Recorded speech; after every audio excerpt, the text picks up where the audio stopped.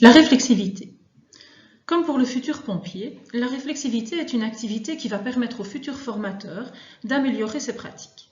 Sur base d'une vidéo de sa séquence de formation, par exemple, il va pouvoir analyser, évaluer et proposer des alternatives à ses interventions.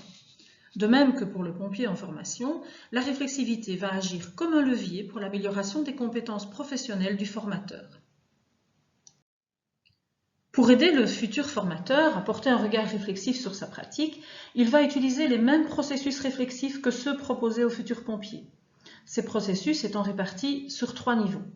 Le premier niveau consiste pour le formateur à décrire, raconter sa pratique et prendre conscience de ses actions.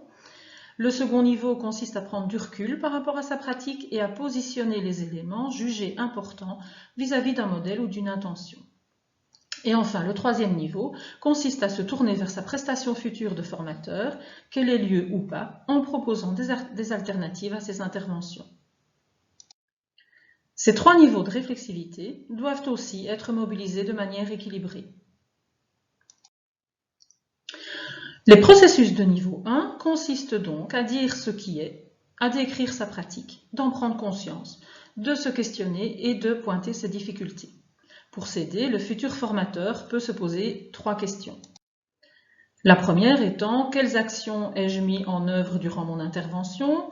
Ensuite, il peut s'interroger sur ce dont il prend conscience par rapport à ses actions. Et enfin, il peut s'interroger sur les problèmes et les difficultés qu'il a rencontrés au cours de ses interventions.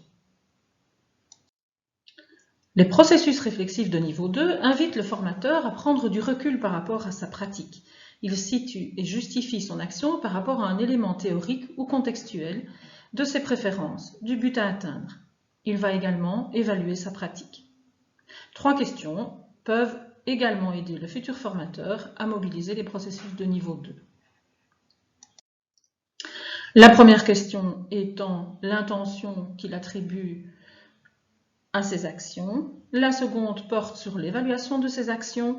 Et enfin, la troisième question porte sur la justification de ses interventions et notamment quels arguments pédagogiques a-t-il utilisé.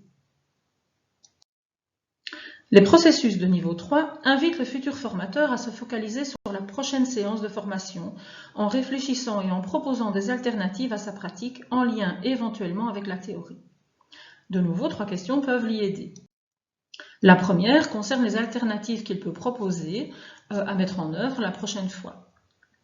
Choisir l'alternative la plus adéquate, se poser la question, et enfin, sur quels appuis théoriques il peut s'appuyer pour guider sa prochaine expérience. Merci beaucoup pour votre attention et bonne prestation.